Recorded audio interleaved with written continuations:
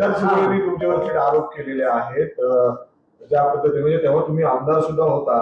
पहिले तर तुमच्यावर आरोप झालेत की तुम्ही निलेश गायकवाडला बाहेर काढण्यात मदत केली.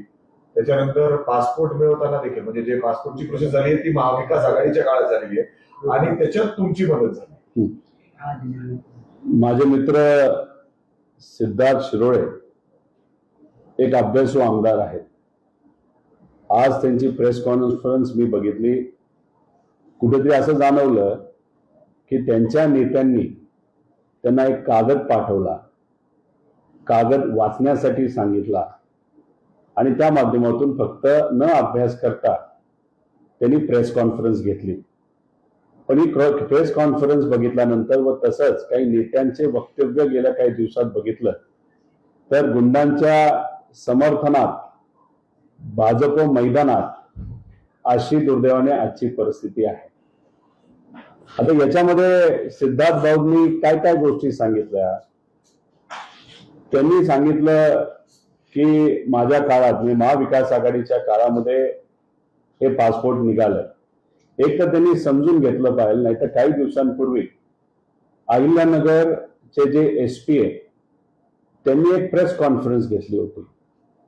ती प्रेस कॉन्फरन्स आपण ऐकली तर त्या प्रेस कॉन्फरन्समध्ये त्यांनी, म्हणजे एसपी साहेबांनी, होम डिपार्टमेंटचे एसपी असतात, कदाचित सिद्धार्थ भाऊंना ते माहीत नसावं, त्यांनी स्पेसिफिकली सांगितलेलं आहे जेव्हा आम्ही लोकेशन व्हेरिफिकेशनला गेलो, व्यक्ती व्हेरिफिकेशनला गेलो, ज्या पत्त्यावर आम्ही गेलो त्या पत्त्यावर ती व्यक्ती म्हणजे निलेश गायकवाड ही आम्हाला आढळली नाही असं स्पेसिफिकली तिथं दिलेलं आहे आणि ते रिपोर्ट सुद्धा झालेला आहे.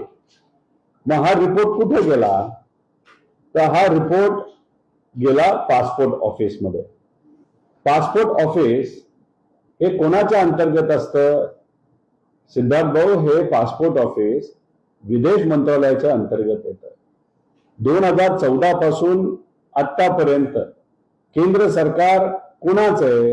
हे भाजपचं सरकार आहे. अप्रत्यक्षपणे तुम्ही हे सांगण्याचा प्रयत्न करत आहात की जयशंकर साहेब जे विदेश मंत्रालयामध्ये 2014 पासून आहेत ते योग्य पद्धतीने काम करत नाहीत, त्यांचा विभाग भ्रष्ट आहे, गुन्ह्यांना समर्थन करणारा त्यांचा विभाग आहे, त्यांचे अधिकारी मॅनेज होऊ शकतात. म्हणजे कुठे ना कुठेतरी भाजपचं केंद्र सरकारवरच तुम्ही तिथं ताशिरे ओढलेत असं आपल्याला तिथं सांगावं लागेल. त्याच्याच बरोबर पत्ता कुठला आहे? तुम्ही बोलला जामखेडचा आहे. कृपा करून जरा नीट वाचा. तो अहिल्यानगर शहराचा पत्ता आहे आणि मी कर्जत जामखेडचा आमदार आहे. मी अहिल्यानगर शहराचा आमदार नाही. कोण आमदार आहे हे तुम्ही तुमच्या लेवलला तिथं बघावं. त्याच्याच बरोबर तुम्ही सुद्धा युकेला गेला असाल, अमेरिकेला गेला असाल, बऱ्याच ठिकाणी गेला असाल.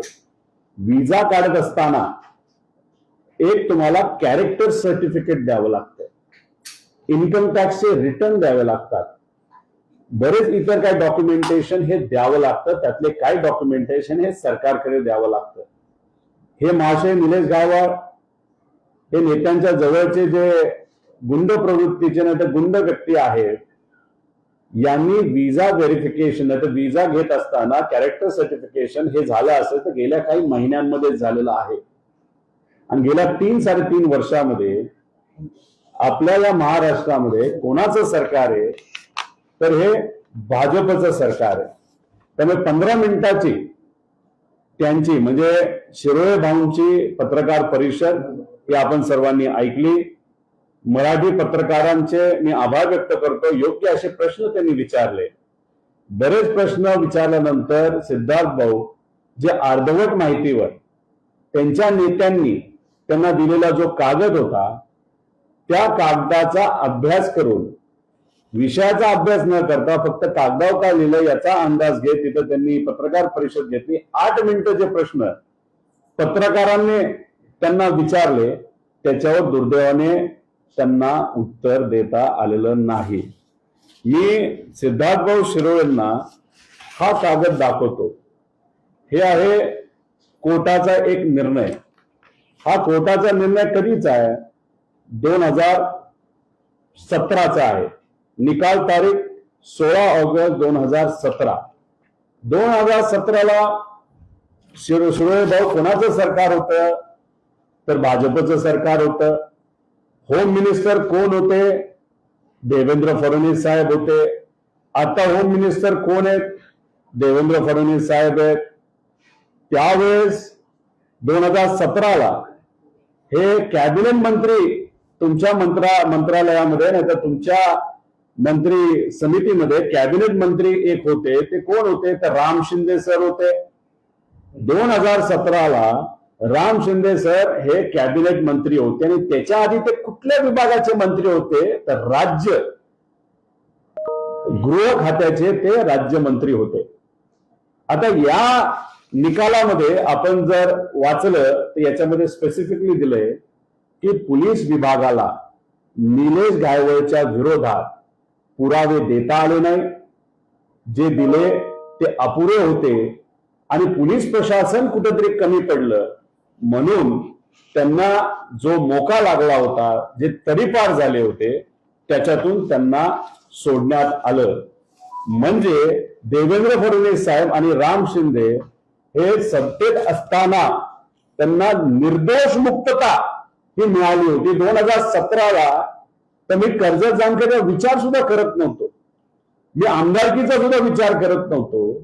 कदाचित मी फक्त जिल्हा परिषद सदस्य झाला असेल. मग याच्यात तुमच्या काळातच तुम्ही त्यावेळेस पोलीस प्रशासनाच्या मदतीने कोर्टात पुरावा न देता निलेश गायवळला तिथं तुम्ही मदत केली आणि मग तिथून जी तुमची मदत सुरू झाली ती नंतर पार ती मदत अधिवेशनामध्ये त्यांना घेऊन जाण्यापर्यंत मोठ्या मोठ्या नेत्यांना भेटवण्यापर्यंत, ज्याच्यामध्ये तुम्ही जर बघितलं एक तर तुमच्या प्रचारामध्ये ते दिसतात आपल्याला, त्याच्याबरोबर अनेक व्हिडिओ आहेत. तर तुम्ही मंत्रालयामध्ये त्यांच्या बंधूंना घेऊन बसला होता. अजून तुम्ही खोलामध्ये तिथं गेलात तर तिथे तुम्ही फार त्यांना त्यावेळेसचे जे मुख्यमंत्री होते त्या मुख्यमंत्री साहेबांना सुद्धा म्हणजे एकनाथ शिंदे साहेबांना तिथं तुम्ही त्यांना भेटवलं. काही लोक म्हणतील अरे फोटो काय दाखवतो, तुझे सुद्धा फोटो आहेत.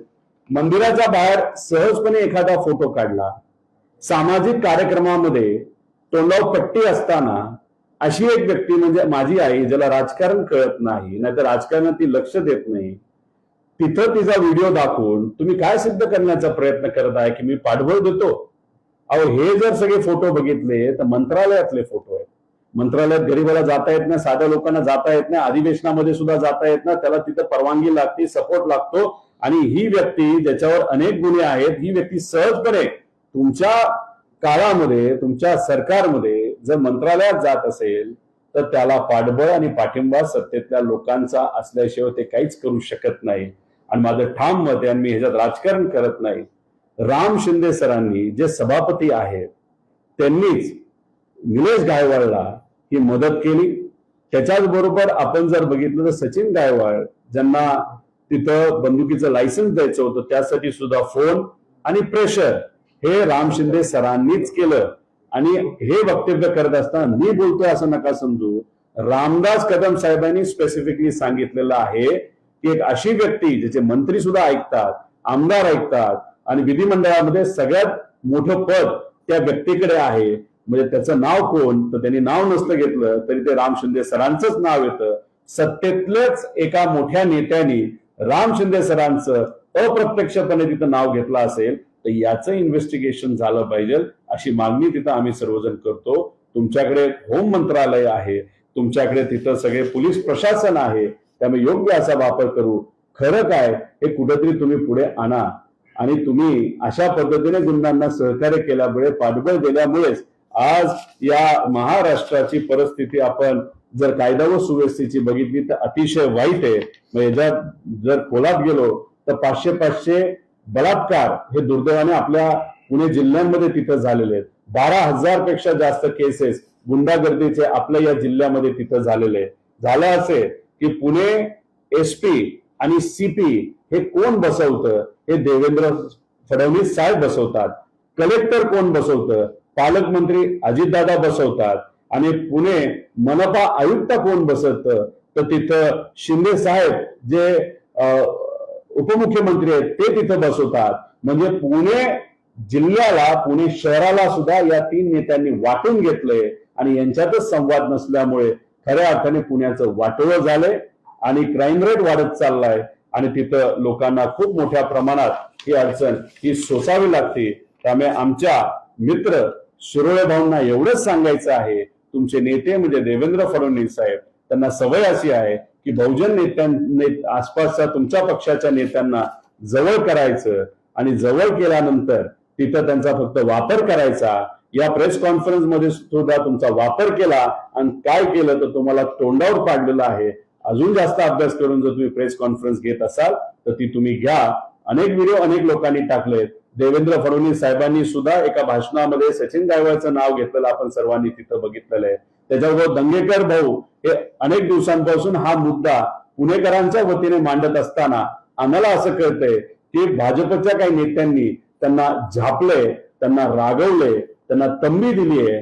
आता दंगेकर साहेब शांत बसतात का लढतात हे आपल्याला बघावं लागेल. पण एक गोष्ट आपल्याला सांगतो, पोलीस प्रशासनाच्या माध्यमातून काही चांगल्या पोलिसांनी आणि इतरही सोर्सेसच्या मदतीने आम्हाला थोडंसं असं कळालेलं आहे की अनिल परब साहेब हे तर मोठे नेते, त्यांना प्रोटेक्शन असतंच, पण दंगेकर भाऊ आणि त्याच्याचबरोबर सुषमाताई यांना आणि त्यांच्या परिवाराला सिक्युरिटी देण्याची जरूरत आहे.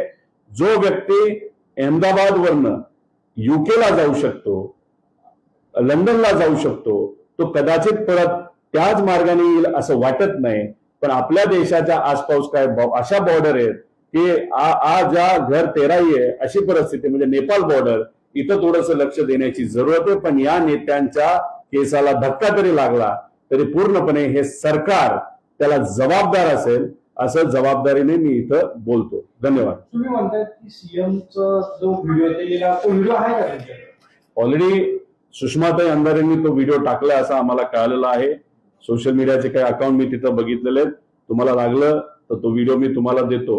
मी सीएम साहेबांवर आक्षेप घेतोय असं म्हणत नाही. त्यांच्या राम शिंदे सरांनी जी नावं दिली ती नावं त्यांनी तिथं बोलून दाखवली. आता ह्याच्यामध्ये एका प्रचार सभेमध्ये श्री पवन राळेभाग, श्री सचिन गायकवाड, श्री अशोक खेडकर, म्हणजे राम शिंदे सरांनी जी नावं दिली ती देवेंद्र फडणवीस साहेबांनी बोलून दाखवली आणि मग सचिन गायकवाडचं नाव जर तिथं देवेंद्र फडणवीस साहेब तिथं घेत असतील आणि माझा कुठला तरी मंदिराच्या बाहेरचा फोटो त्याच्याबरोबरचा दाखवून जर भांडवल करत असतील, माझ्या आईचा कुठला तरी व्हिडिओ दाखवून भांडवल करत असेल तर हे हास्यास्पद आहे.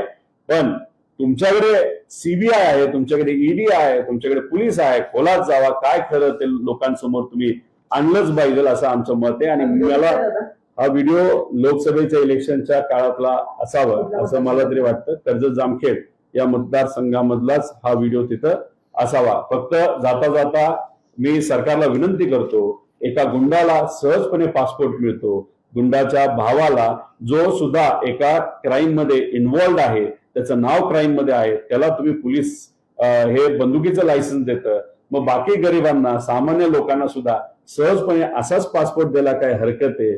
आणि बंदुकीचं लायसन्स सुद्धा छोटे मोठे जे चांदी सोन्याचे व्यापारी त्यांना सुद्धा द्यायला काय हरकत आहे, असा प्रश्न, असा सवाल मी सरकारला त्या ठिकाणी करतो.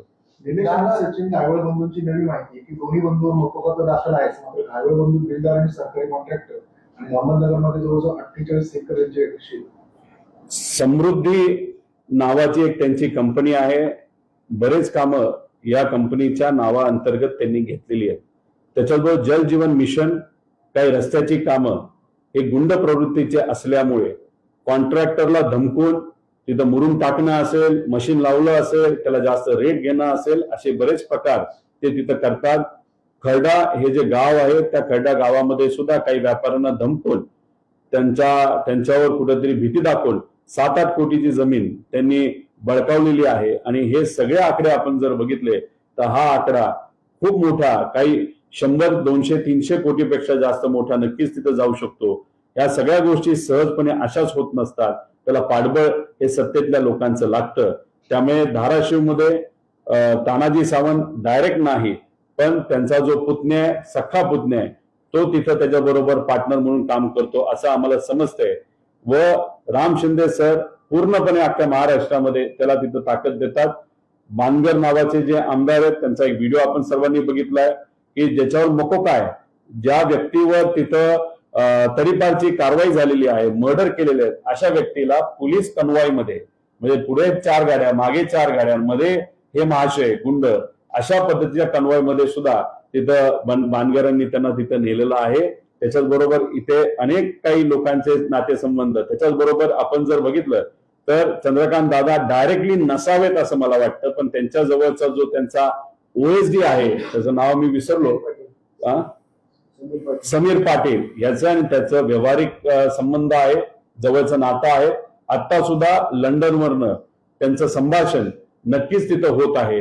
त्याच्याच बरोबर त्यांनी काय त्याच्या खालच्या जे टोळीचे लोक आहेत त्या टोळ्याच्या लोकांना सांगून जसं की आपल्या सुषमाताई आहेत आणि दंगेकर यांच्यावर थोडंसं लक्ष ठेवावं असं कुठेतरी सांगितलं असं आम्हाला कळतंय.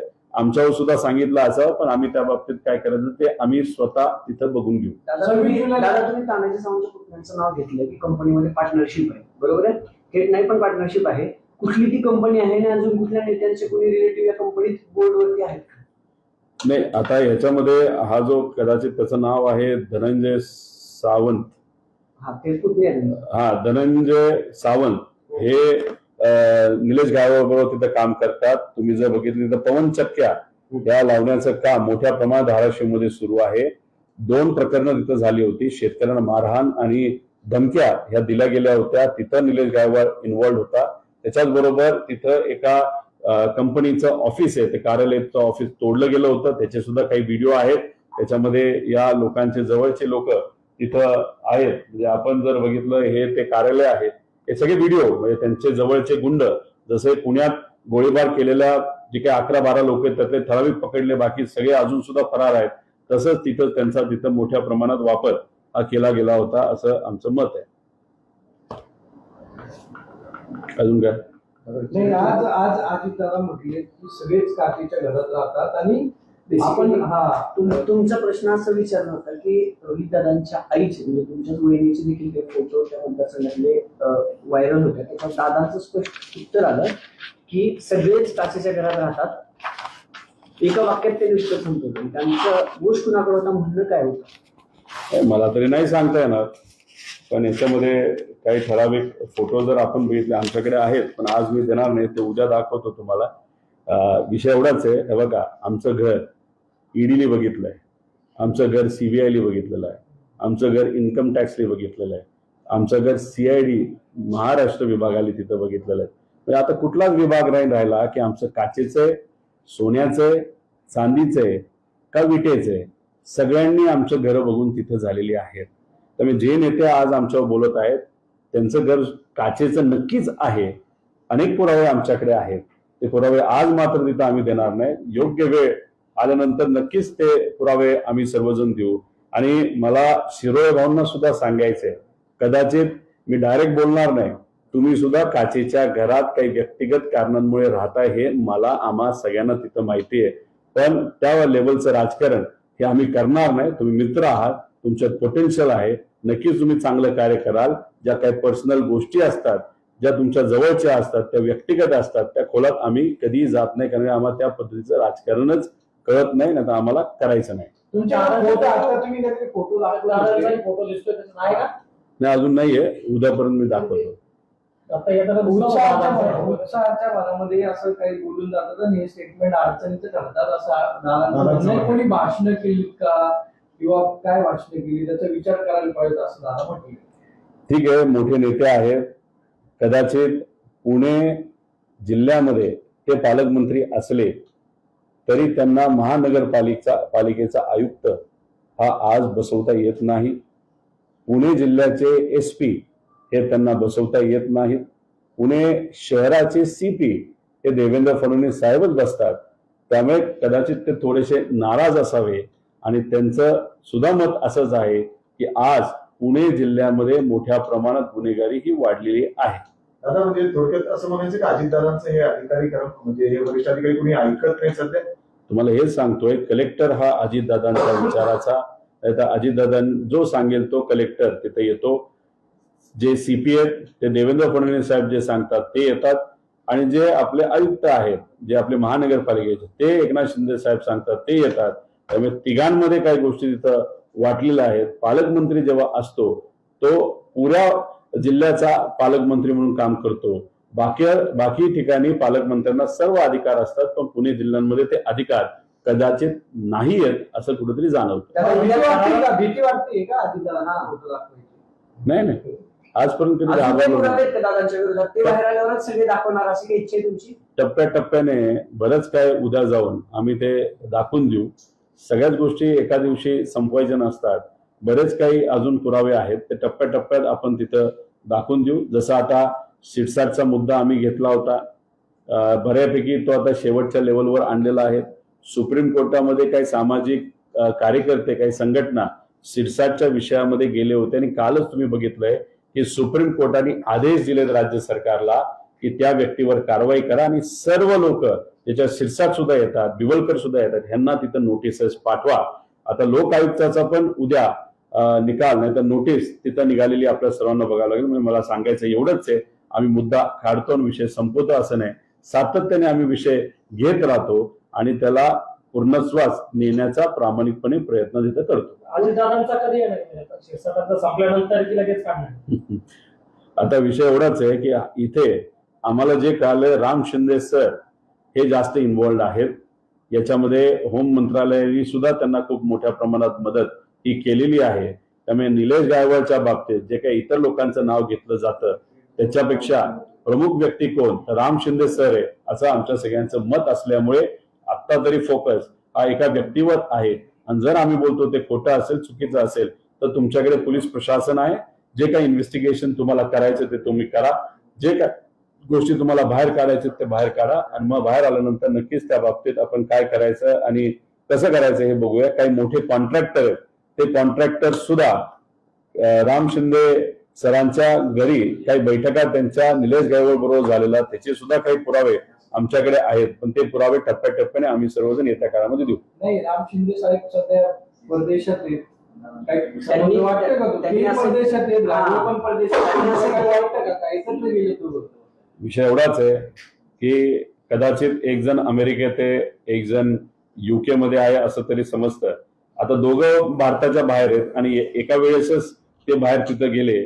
आणि जेव्हा निलेश गायकवाडवर ॲलिगेशन सुरू झालं होतं तेव्हा त्या काळामध्ये माझ्या मतदारसंघामध्ये मोठ्या प्रमाणात पाऊस सुरू होता. पाऊस इतका सुरू होता की चोंडी हे जे गाव आहे, जे राम शिंदे सरांचं गाव आहे, ते सुद्धा पाण्याखाली होतं.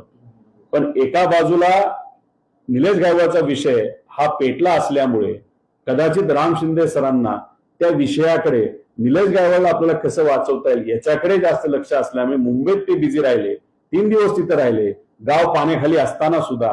आम्ही मात्र लोकांना मदत करण्यासाठी माझ्या मतदारसंघामध्ये तिथं होतो, चोंडी या गावामध्ये होतो. याच्यावरूनच कळतं की प्रायोरिटी राम शिंदे सरांची लोक नसून अशी गुंड नाही तर कॉन्ट्रॅक्टर लोक आहेत. आता आज हे दोघं जर बाहेर असतील, भारताच्या बाहेर, तिथून ते सोशल मीडियाच्या मदतीने सुद्धा बोलू शकतात, नॉर्मल फोनवर सुद्धा बोलू शकतात.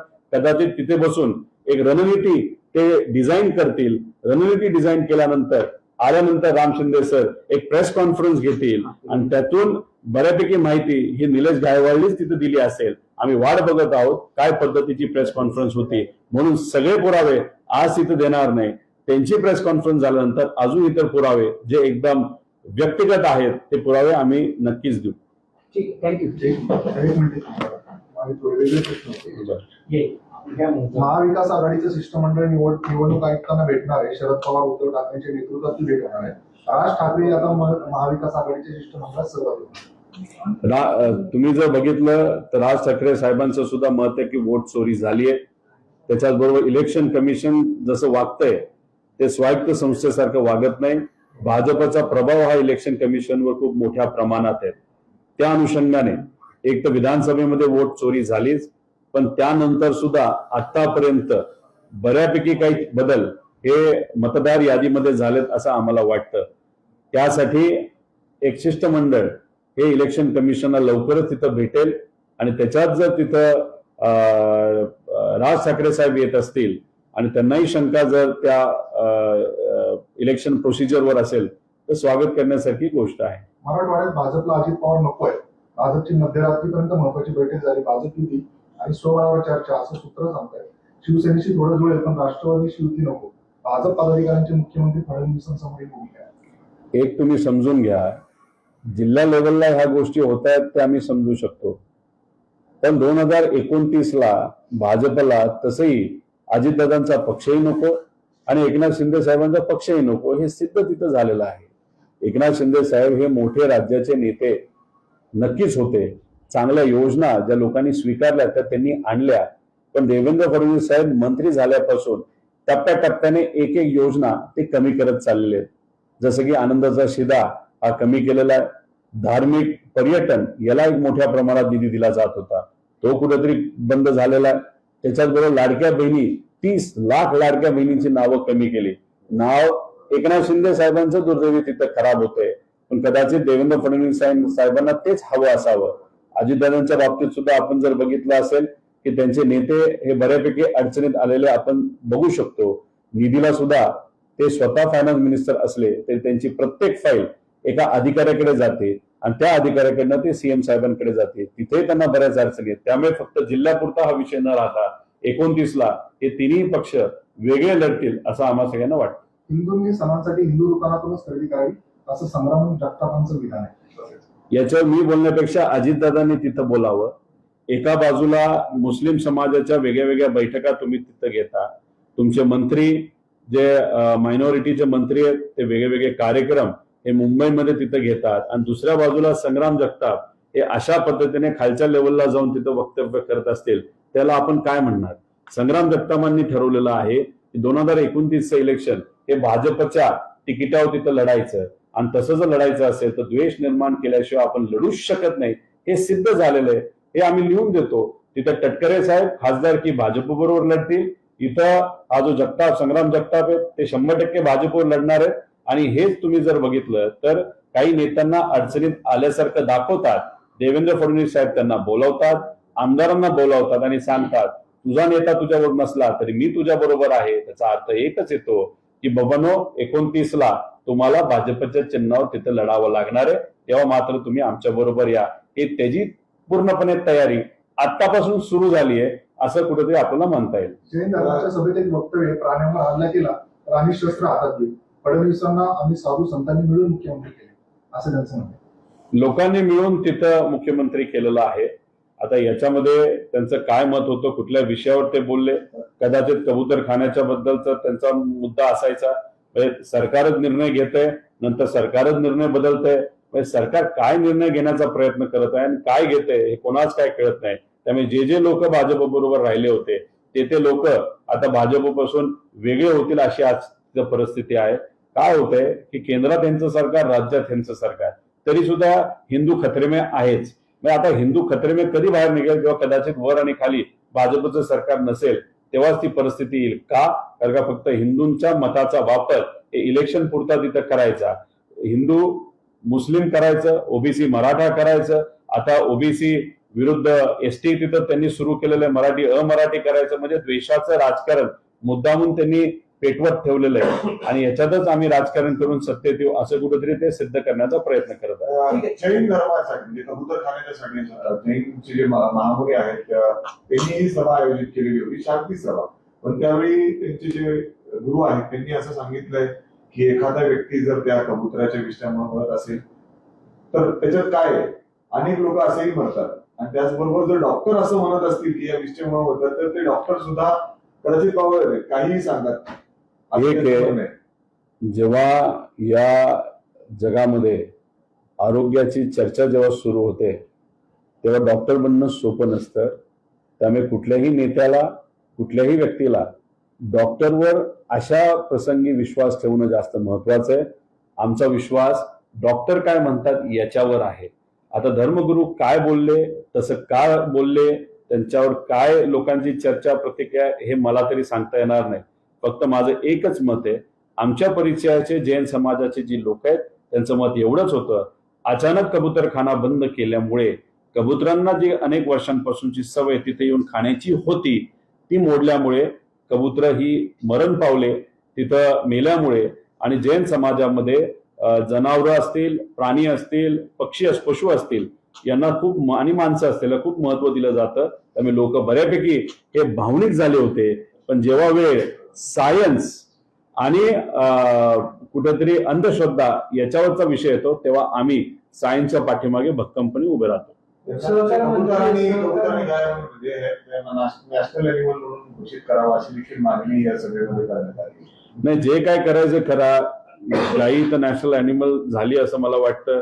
अजून इतरही अॅनिमल्स करा. आणि या बीजेपीच्या सरकारच्या काळामध्ये माणसांना सुद्धा नॅशनल काहीतरी करा.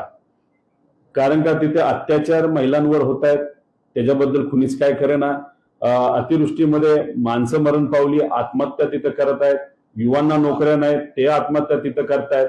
जर नॅशनल पदवी दिल्यानंतरच माणसं आणि सरकार त्या व्यक्तीकडे नाही तर त्या गोष्टीकडे लक्ष देणार असतील तर माणसांना सुद्धा दर्जा देऊन टाका. नॅशनल माणूस दर्जा नाही तर ह्युमन दर्जा. त्याशिवाय लोक माणसांकडे मात्र त्या ठिकाणी बघणार नाही. डॉक्टरांना वाचवा तरच त्यांचीच जे लोकनी डॉक्टरांना वाचेल त्याचीच महानगरपालिके मुंबई महानगरपालिकेवर सत्ता येईल असं देखील या महामंत्रीचं म्हणणं आहे. म्हणजे या नाही, आता ठीक आहे. आता ती कुठली सभा, काय ते बोलले, किती त्यांचा त्या बाबतीतला अभ्यास आहे मला नाही सांगता येणार. पण जैन समाज भावनिक आहे या विषयाच्या बाबतीत आणि भावनेच्या भरामध्ये कदाचित ते तिथं बोलले असावे. पण अंधविश्वास हे योग्य नाही.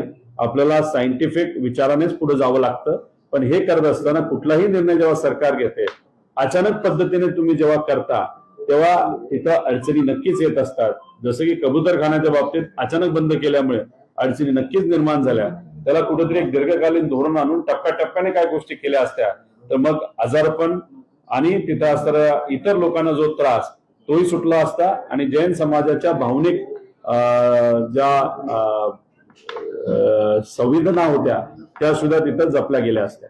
बाबासाहेब पाटील सहकार मंत्री ते म्हणतायत की शेतकऱ्याला नाद लागलाय कर्जमाफीचा. आता ही सध्या परिस्थिती आहे, अपुरी मदत मिळतीये, मग असं वक्तव्य करणं कितपत योग्य आहे सहकार मंत्री? कसं योग्य असणार? कुठल्याही मंत्र्याचं अशा पद्धतीचं वक्तव्य हे योग्य नाही. तुम्ही शेतकऱ्याला जर तिथं हिनवत असताल की नाद लागलाय, अहो आज शेतकरी अडचणीत आलाय तर अडचणीकडे बघण्याची आज खऱ्या अर्थाने वेळ आहे. व तुम्ही सहजपणे भाषणामध्ये बोलून जाता नाद लागलाय. आता नाद कदाचित तुमच्या काही नेत्यांना वेगळ्या वेगळ्या प्रकारचा नाद असेल तो तुम्ही तुमच्या लेवलवर बघा. पण अशा पद्धतीने तुम्ही शेतकऱ्याला जर हिनवत असाल ते आम्ही कदापि तिथं स्वीकारणार नाही. आणि असंही तुम्ही बोलून गेला की इलेक्शनच्या आधी बरंच काय आम्हाला बोलावं लागतं, आश्वासनं द्यावी लागतात. मग आता तुम्ही सत्तेत आलेला आहे, मग कुठेतरी हे तुम्ही म्हणत आहात की इलेक्शनच्या आधी आम्ही लोकांना गंडवलं, आम्ही फसवलं, आम्ही खोटं बोललो आणि मग त्याच्यावर आम्ही निवडून आल्यानंतर आम्ही मात्र लोकांना तिथं विसरून गेलो. कुठेतरी बाबासाहेब पाटलांनी हे तिथं सिद्ध केलं की या सर्व नेत्यांनी, ज्याच्यामध्ये देवेंद्र फडणवीस साहेबांचं पण नाव येतं, अजितदादांचं पण येतं, एकनाथ शिंदे साहेबांचं येतं आणि इतरही सर्व नेत्यांनी काय केलं तर लोकांना फसवलं. फसवून हे सत्तेत आलेले म्हणजे हे फसवं सरकार आहे, हे कुठंतरी गंडवणारं सरकार आहे, हे गुंडांचं सरकार आहे, हे कॉन्ट्रॅक्टरचं सरकार आहे. ते आमदार आहेत भुमरे म्हणून ते म्हटले की मी बाहेरून मतदान आणलं होतं निवडणुकांनी, त्याच्यावरती मी जिंकून आलो. अहंकार आहे. त्यांनी कुठेतरी अप्रत्यक्षपणे राहुल गांधीजींना पाठिंबा दिला असं आपल्याला म्हणावं लागेल. आमच्यातले पण बरेच उमेदवार हेच सांगतात की बाहेरून हे मतदान आणलं गेलं होतं. काही कॉलेजेसची मुलं हे बिहारचे, युपीचे, गुजरातचे, त्यांचं रजिस्ट्रेशन महाराष्ट्रात झालं आणि त्या मुलांनी सुद्धा आम्ही महाराष्ट्राचे नागरिक आहोत अशा दृष्टिकोनातून तिथं मतदान केलं. त्यामुळे हे जे काही तिथं सत्तेतले आमदार बोलतात ते योग्यच बोलतात. त्यांनी हे फक्त केलं असं नाही, प्रत्येक मतदारसंघामध्ये अशाच पद्धतीने बाहेरून पैसे देऊन हे सगळे मतदार आणले आणि त्याच्यावर हे सर्वजण निवडून आलेले आहेत. म्हणजे वोट चोरी 100% तिथं झालेली आहे. म्हणजे आमदारांनी कबूल केलंय की त्यांनी आमदारांनी कबूल केलंय म्हणजे सरकारने कबूल केलंय असं आपल्याला म्हणावं लागेल.